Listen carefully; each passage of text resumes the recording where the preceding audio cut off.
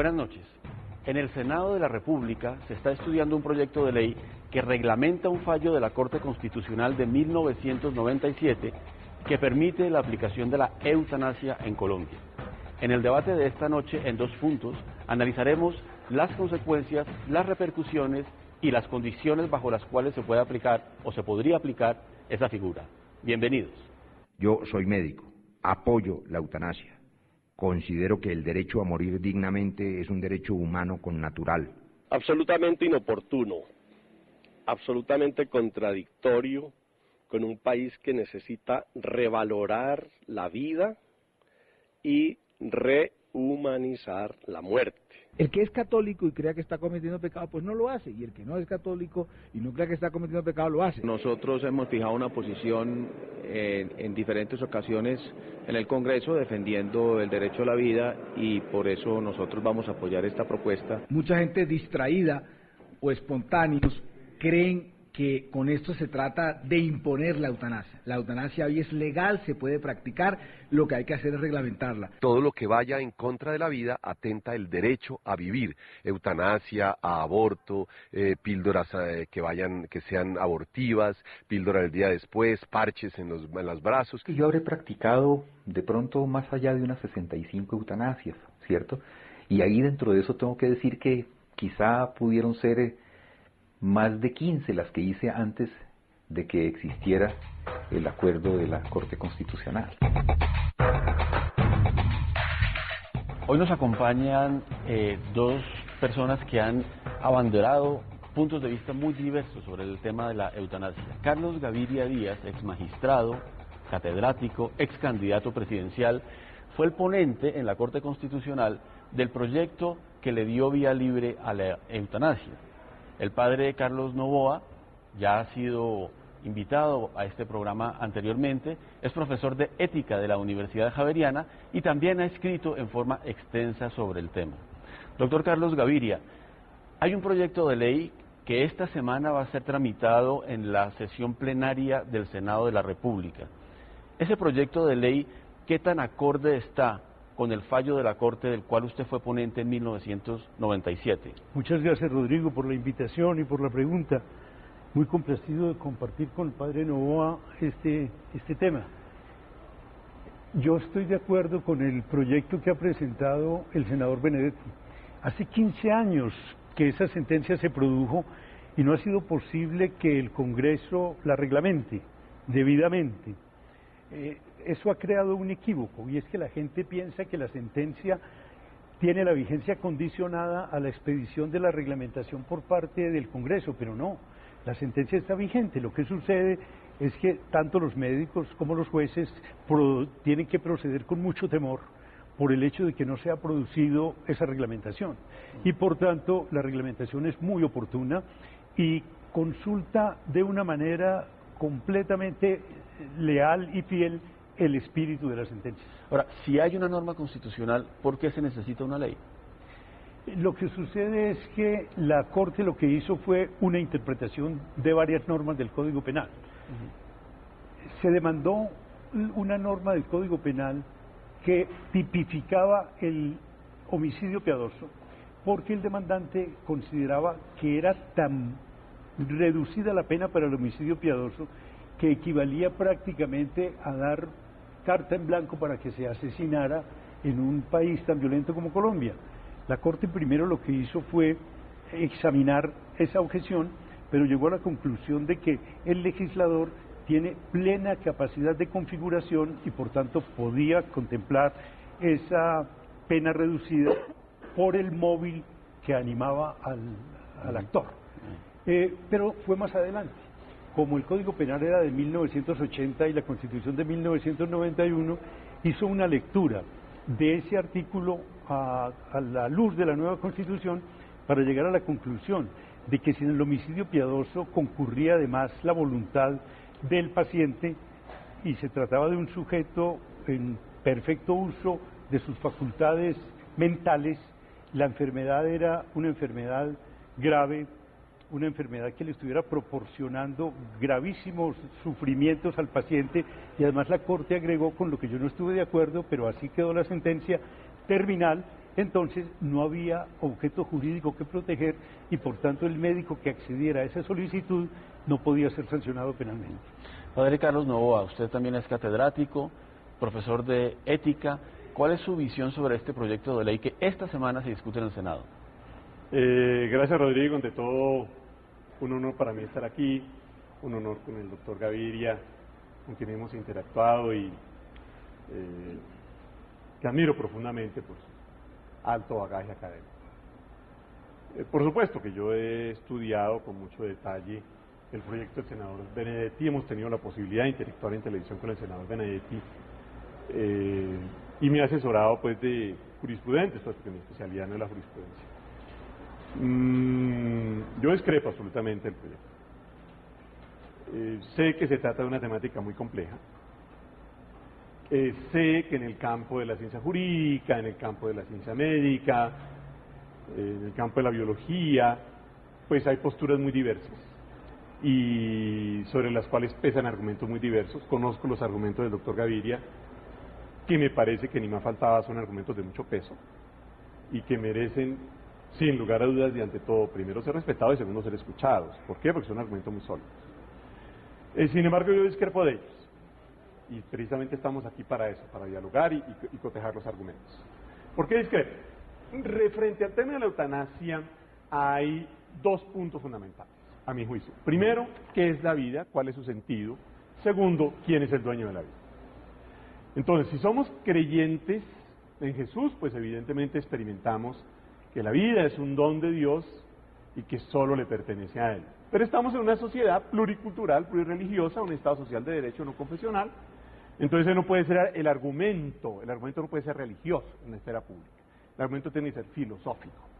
Inclusive Habermas, el gran filósofo de los consensos sociales y de los consensos políticos, insiste en que las religiones pueden dar aportes al debate público siempre y cuando sepan traducir en un lenguaje secular sus puntos de vista. En síntesis, desde el punto de vista secular, aquí no está entrando la teología, ni está entrando Dios, desde ciertas corrientes de la filosofía, concretamente, por ejemplo, la filosofía de la alteridad, nosotros experimentamos que recibimos la vida. La vida es un don. La vida es el fruto del ingente e inconmensurable esfuerzo, sacrificio, muerte de millones y millones de congéneres a lo largo de 2 millones de años de historia del Homo sapiens sapiens, y que ha producido todas las posibilidades que hoy tenemos para desarrollar una vida digna, que lamentablemente la sociedad cierra esa posibilidad a tantísimas personas.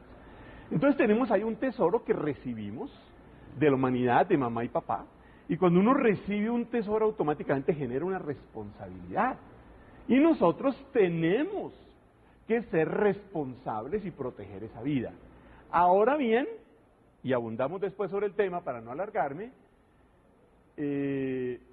no es ético prolongar una existencia humana sin calidad de vida.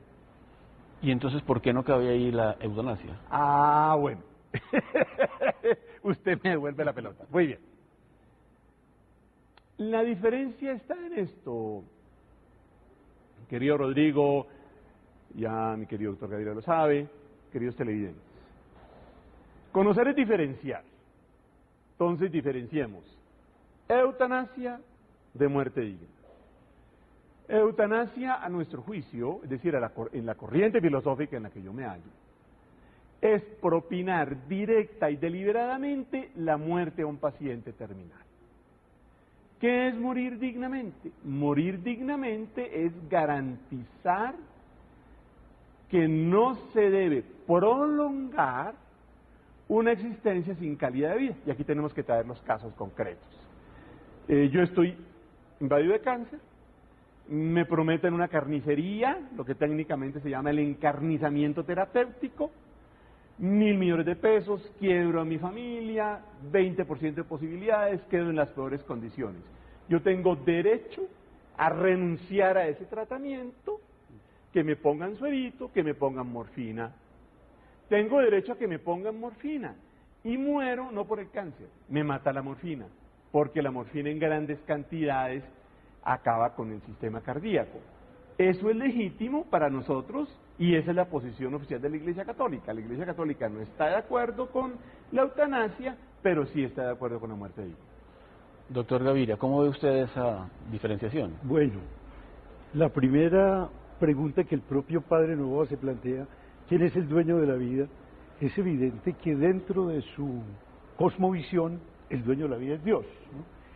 Y en realidad, ese es un argumento completamente respetable, y las personas que profesen esa cosmovisión tienen todo el derecho a organizar su vida ética y su muerte de acuerdo con ella. Pero en un Estado pluralista y donde hay separación entre la Iglesia y el Estado, las personas que no son creyentes tienen también derecho a organizar su vida de otra manera. Concretamente, a mí no me parece que deba discutirse públicamente con argumentos de razón privada, los argumentos que derivan de la fe. Si él me pregunta a mí quién es el dueño de la vida, yo le respondo sin ninguna vacilación: el titular del derecho a la vida. Y que la vida es un bien, eso debe juzgarlo el titular del derecho a la vida y la persona que está disfrutando de ese bien de la vida. Que los tesoros que a uno le dan, uno no puede renunciar a ellos. Voy a citarle un ejemplo que es muy bello y es el del filósofo Wittgenstein, que pertenecía a una familia sumamente rica y le dejaron como un tesoro una gran riqueza. Y él dijo: resulta que yo como filósofo no aprecio esos tesoros y por tanto renuncio a ellos. De la misma manera, cuando una persona así le hagan el razonamiento de que la vida es un don y es un tesoro, y dice: para mí no es un tesoro, nadie por fuera de ella tiene derecho a juzgar si es un bien o no es un bien. Solamente un Estado paternalista, y el paternalismo es la peor forma de despotismo, podría decirle a la persona: es que usted no sabe juzgar, no sabe apreciar el bien de la vida, yo lo juzgo por usted. Eso es paternalismo, eso es arrebatarle a la persona su autonomía, que es su dignidad. Mire, a finales del siglo XV, Pico de la Mirandola escribió un bello texto, la Oración por la Dignidad Humana, donde empieza a decir: justamente el hombre se diferencia de todos los demás hombres en que él es el único que puede fijarse un proyecto de vida y determinar incluso cuándo esa vida ya no tiene sentido seguirla viviendo. Yo estoy de acuerdo con esto, pero algo más. Yo no le reprocho al Padre Novoa sus creencias. Lo que yo reprocho a quienes comparten esas creencias es que pretendan que se legisle según esas creencias. Cuando el Código, la Constitución colombiana del 91 ha tenido el buen tino de establecer que la vida es un derecho y no un deber. Dice: la vida es un derecho y un derecho esencial, fundamental, no habrá pena de muerte. Pero que es un derecho y no un deber significa que tan legítimo es ejercer el derecho a la vida como renunciar a ejercerlo. Algo más, en nuestra legislación ni el suicidio ni la tentativa de suicidio son delitos. Padre, usted decía que su posición no la defiende con base en creencias religiosas, precisamente para evitar lo que está diciendo el doctor Carlos Gaviria. Sin embargo, cuando usted expresa una opinión sobre quién es el dueño de la vida, tan distinta a la del doctor Gaviria, pues sí hay una creencia religiosa. No, estrictamente hablando no. No, porque, digamos, yo hice la diferencia. Dije: para los cristianos el dueño de la vida es Dios. Para quienes no son cristianos, desde algunas corrientes filosóficas como la filosofía de la alteridad, la vida, en última instancia, digámoslo así, el dueño de la vida es la vida misma. Yo soy tributario de la vida. Luego, yo no puedo disponer de la vida arbitrariamente. ¿Podría uno consultarle a la vida si le permite renunciar a ese don? Bonita pregunta. Y entonces, esa es una pregunta inteligente, ni más faltaba, como todas las preguntas de mi querido doctor Gaviria. Entonces yo diría lo siguiente: de televidentes, dejemos en claro, estamos tocando tópicos muy complejos. Mi postura de ninguna manera es decir yo tengo la verdad, no la tengo. Yo estoy dando puntos de vista, ¿no? Dejemos esto en claro, no estamos ante una situación donde me parece muy complicado decir: no, es que este es el único punto de vista, y quiero insistir que, discrepando de los argumentos del doctor Gaviria, me merecen todo mi respeto porque son argumentos sólidos y estructurados. Entonces, respecto a su pregunta, ni más faltaba muy inteligente, digo lo siguiente: Dice el doctor Gaviria, el dueño de la vida es el titular de la vida. Le caben argumentos serios. Discrepo. ¿Por qué discrepo? Discrepo porque no es exacto, a mi juicio, no es exacto. Y tan no es exacto que el dueño de la vida no puede hacer con su vida lo que le parezca. Y por eso, por ejemplo... Pero ahí estamos en un círculo vicioso. Es dueño y tan es dueño que no puede hacer con su vida lo que le parezca, cuando lo que estamos tratando de discernir es si puede o no hacer con su vida lo que le parezca. Permíteme terminar, doctor Gaviria. Entonces, es decir, respetando ni más falta del argumento, no lo comparto. ¿Por qué? Porque el dueño de la vida es el titular de la vida. No es exacto. Y no es exacto. ¿Y por qué no es exacto? Porque precisamente por eso, porque le debemos tributo a la vida, ¿verdad? Y yo no puedo disponer arbitrariamente de ella. Nosotros, sociedad como Estado, porque ojo, ¿no? En este país estamos convencidos de que el Estado es una cosa que está allá. No, señor. La sociedad, todos, somos también Estado.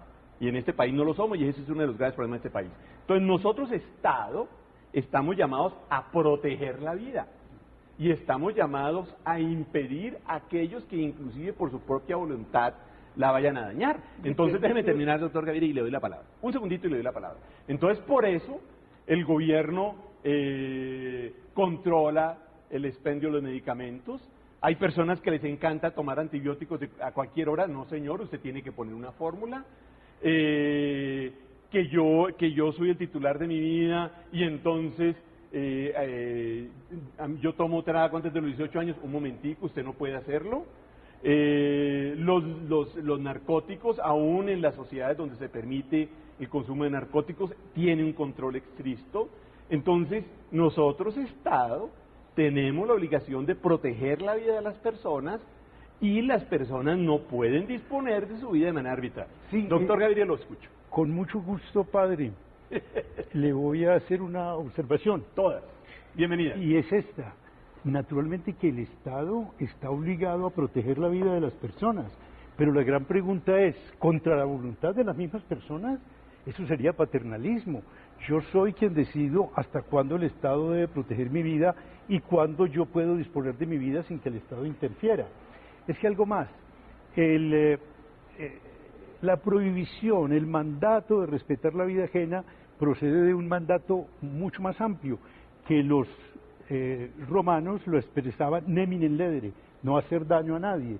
Pero resulta que cuando yo solicito que le den término a mi vida, que apresuren un proceso de muerte que es inevitable y que me está trayendo grandes sufrimientos o grandes erogaciones económicas a mi familia, yo estoy ejercitando mi autonomía, estoy poniendo de manifiesto mi dignidad y algo más. El daño consistiría en que me obligaran a vivir, porque yo digo, si como se dice ordinariamente, la vida es el mayor bien y el derecho a la vida es un derecho fundamental, que me quiten a mí la vida es el peor crimen, asumámoslo momentáneamente, pero de la misma manera es que me obliguen a vivir cuando no quiero vivir, cuando no deseo vivir, y especialmente bajo esas circunstancias, es un crimen de igual naturaleza.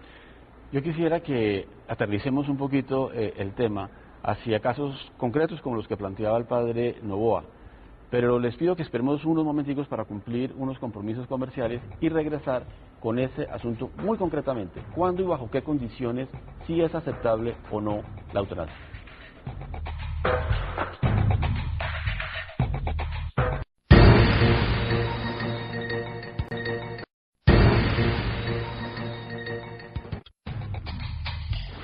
Seguimos con el sacerdote Carlos Novoa y con el exmagistrado Carlos Gaviria en el análisis sobre qué significaría para la sociedad colombiana la aprobación del proyecto de ley que se estudia actualmente en el Senado de la República y que establecería la posibilidad de hacer la práctica de la eutanasia. Doctor Gaviria, quisiera preguntarle en términos muy concretos, si se aprueba este proyecto, ¿qué tipo de personas, bajo qué condiciones y en qué momentos podrían optar por esta alternativa? Bueno, la sentencia de la Corte parte de un supuesto, y es que la persona que pide, y le pide a un sujeto calificado, que en este caso es el médico, que apresure en el proceso de muerte, tiene que ser una persona que esté en sus cabales. Y justamente una de las reglamentaciones que la Corte solicitaba del Congreso era que estableciera de qué manera se puede probar que esa persona está en sus cabales.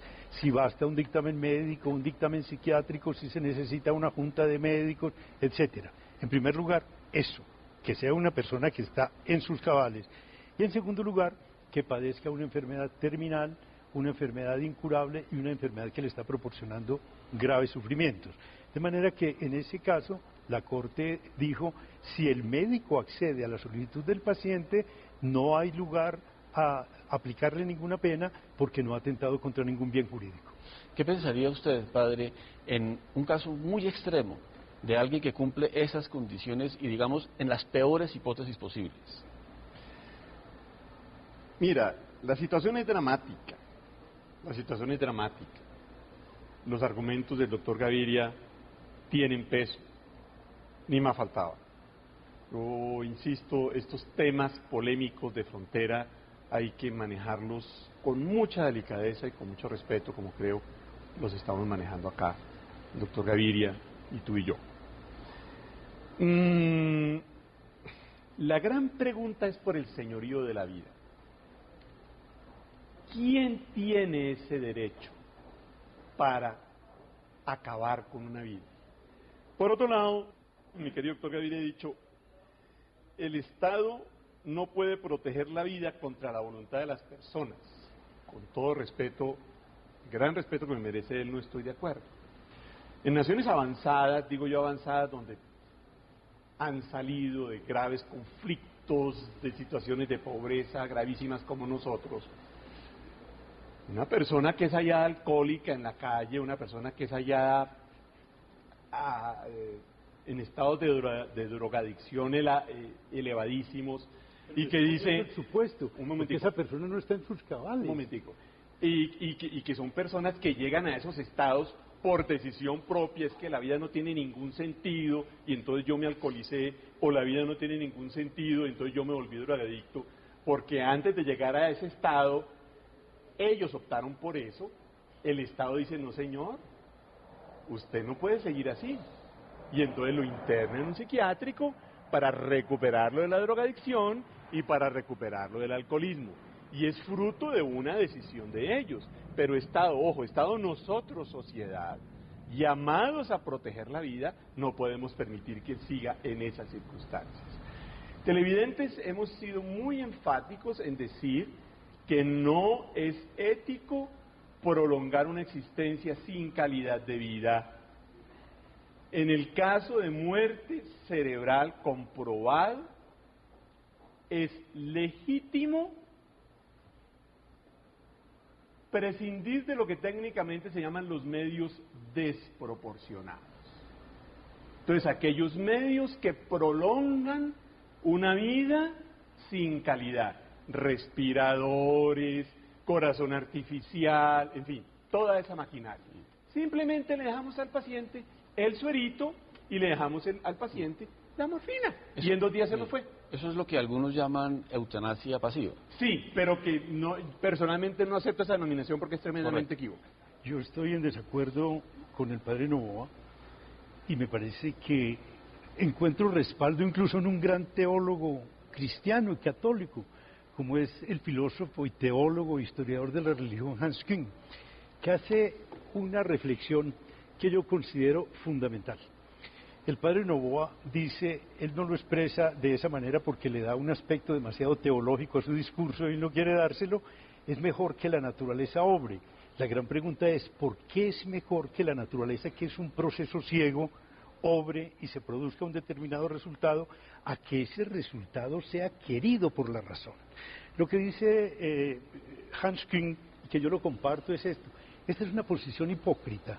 ¿Por qué? Porque entonces cuando lo dejan sin droga, cuando lo dejan desconectado, etcétera, dicen, no, lo que va a pasar es que yo no soy el autor de la muerte, yo no soy el responsable porque yo omití, cuando en realidad es mucho más ético decir, yo soy el responsable de este resultado porque además mi voluntad no estaba encaminada a causar un mal, sino a librar a una persona de un mal que no quería soportar. Perdóname, Rodrigo. Sí, padre. Insisto, profundamente respetable la argumentación del doctor Gaviria, ni me faltaba. Discrepo de ello. Primero de todo, yo quiero insistir, televidentes, la argumentación que estoy dando para este programa no es una argumentación religiosa. Yo no estoy diciendo que mi argumento es que Dios es el dueño de la vida. ¿Quién entonces? No, ¿Quién es el dueño de la vida? la vida es un don que recibimos ¿De quién? de la humanidad. ¿De la humanidad? Sí, señor, de 2000 años de historia, de ingentes y esfuerzos inconmensurables del Homo sapiens sapiens, que genera ese tesoro que nos desborda en su magnificencia infinita, pero al punto cosa, de convertirse en un misterio, algo que no comprendemos, perdón, termino, algo que desborda nuestra razón en su magnificencia y en su infinitud total, y que estamos llamados a proteger, y dada su magnificencia, no tenemos derecho a manejar deliberadamente. Permíteme un segundo, doctor Gaviria, deme un minutico y yo lo dejo hablar. Entonces, primero de todo, mi argumentación es filosófica, no es teológica. Segundo, nunca he dicho que es mejor que la naturaleza obre. Ese es un argumento que no tiene ni pie ni cabeza. Es una decisión que toma la humanidad misma.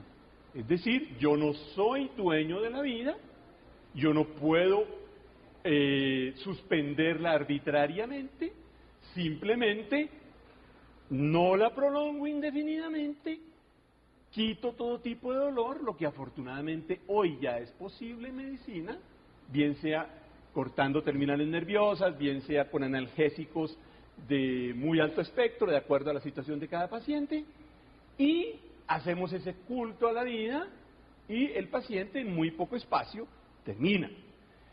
Pregunta finalmente el doctor Gaviria, ¿por qué la naturaleza en una persona? No, es que es la persona la que está optando. Optamos desde una opción filosófica. Ahora, yo no voy a decir que es que mi postura es absolutamente incontrovertible. No, estamos aquí controvirtiéndola. Doctor Gaviria. No, mi argumento es completamente claro. El padre no está dando argumentos, sino que está haciendo afirmaciones. Además, la estrategia, mi querido Carlos, es muy conocida. Consiste en, para despojar al argumento de su apariencia teológica, se cambia a Dios, primero por la naturaleza. Entonces no es Dios, es la naturaleza, pero se le atribuye a la naturaleza los mismos atributos que antes se predicaban de Dios. Y luego, no es la naturaleza, es la humanidad. La humanidad, ¿qué es la humanidad? La que puede determinar, en primer lugar, ¿qué es la humanidad? La humanidad es una abstracción, y que es esa abstracción metafísica de la humanidad la que determina que un individuo, una persona concreta, que está padeciendo un gran dolor y que está en sus cabales y que es autónomo, no pueda decidir que no quiere vivir más. Pues sin duda alguna es un tema muy complejo desde el punto de vista filosófico, religioso, del derecho y también desde el punto de vista político. Le quisiera preguntar, doctor Carlos Gaviria, para terminar, este proyecto de ley que se está estudiando en el Senado ya se ha presentado 2 veces anteriormente y no ha sido aprobado. ¿Cree que han cambiado las condiciones políticas y que ahora se podría aprobar? Yo pienso que los debates que se dan en torno a temas como este, como el consumo de droga, como el aborto, como la eutanasia, van haciendo mella en la opinión, porque la gente sabe que ya no los puede desconceptuar con argumentos meramente emocionales, sino que tiene que armarse de buenas razones para defenderlos. Y se ha ido ganando paulatinamente mucha opinión. Yo siempre cito, por ejemplo, en el caso del consumo de droga, que el presidente de entonces, el doctor César Gaviria, cuando se dictó la sentencia, dijo que iba a convocar un referendo con el objeto de que esa sentencia quedara sin vigencia, y ahora está pidiendo a nivel internacional lo mismo que la sentencia establecía. Perdóname, Rodrigo. Para terminar, padre, sí. Dice el doctor Gaviria que yo utilizo una estratagema. Entonces yo cojo a Dios y lo convierto en naturaleza o lo convierto en humanidad, pero que en el fondo es el mismo ente metafísico. Con todo respeto, doctor Gaviria, la humanidad no es un ente metafísico. La humanidad es una comunidad con nombre y apellido. Y es una comunidad concreta, ¿Y cómo tan se sabe que la comunidad humanidad no me permite a mí decidir sobre mi vida? Déjame y terminar. sobre la dignidad. Déjame terminar. Y sobre si la vida es un bien o no. Déjame terminar. ¿A quién le preguntamos? Déjame terminar. Entonces, primero de todo, es la humanidad la que ha determinado la Declaración Universal de los Derechos Humanos Personales y Sociales. Es la humanidad la que ha Dentro de ellos determinado la vida. la ¿Y Corte lo que Penal. significa poder disponer de la vida? Por favor, doctor, déjeme terminar que yo lo oí. Entonces, es la humanidad la que ha determinado la Declaración Universal de los Derechos Humanos Personales y Sociales. Es la humanidad la que ha construido la Corte Penal Internacional y el Estatuto de Roma. Es la humanidad la que puede determinar, juzgar crímenes de lesa humanidad, hacer bloqueos económicos cuando se producen esos crímenes, como en el caso de Sudáfrica. Entonces, doctor Gaviria, con todo respeto, la humanidad no es un ente metafísico, la humanidad es un acaecer concreto, sujeto de derecho, y que le corresponde proteger la vida y evitar ejercicios arbitrarios de señoríos sobre la vida que no nos corresponden. Bueno, para mí este sí es un argumento sorprendente, porque ya el padre Novoa está identificando la humanidad es con las Naciones Unidas, que es una cosa bien distinta. Y si identificamos a la humanidad con las Naciones Unidas, no hay una sola decisión de las Naciones Unidas en que se impida la eutanasia en los términos en que la Corte la despenalizó. Pues bueno, les agradezco mucho por sus puntos de vista, por su debate de mucha altura. A ustedes los invito para que dentro de una semana nos vuelvan a acompañar en el análisis de otro de los grandes temas nacionales. Obviamente sobre la eutanasia volveremos también más adelante. Buenas noches.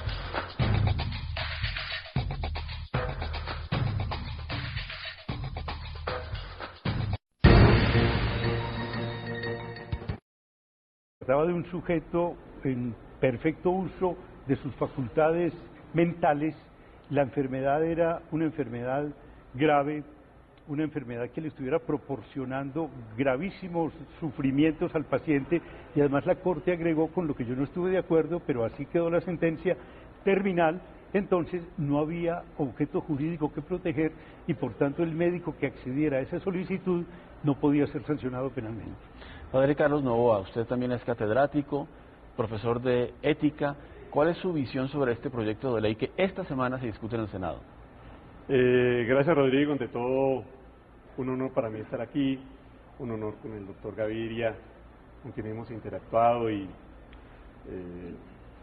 que admiro profundamente por su alto bagaje académico. Por supuesto que yo he estudiado con mucho detalle el proyecto del senador Benedetti, hemos tenido la posibilidad de interactuar en televisión con el senador Benedetti y me he asesorado pues de jurisprudentes, pues, porque mi especialidad no es la jurisprudencia. Yo discrepo absolutamente del proyecto. Apoyar esta propuesta. Mucha gente distraída o espontáneos creen que con esto se trata de imponer la eutanasia. La eutanasia hoy es legal, se puede practicar, lo que hay que hacer es reglamentarla. Todo lo que vaya en contra de la vida atenta el derecho a vivir. Eutanasia, a aborto, píldoras que sean abortivas, píldora del día después, parches en los brazos. Yo habré practicado de pronto más allá de unas 65 eutanasias, ¿cierto? Y ahí dentro de eso tengo que decir que quizá pudieron ser más de 15 las que hice antes de que existiera el acuerdo de la Corte Constitucional. Hoy nos acompañan dos personas que han abanderado puntos de vista muy diversos sobre el tema de la eutanasia. Carlos Gaviria Díaz, ex magistrado, catedrático, ex candidato presidencial, fue el ponente en la Corte Constitucional del proyecto que le dio vía libre a la eutanasia. El padre Carlos Novoa ya ha sido invitado a este programa anteriormente, es profesor de ética de la Universidad Javeriana y también ha escrito en...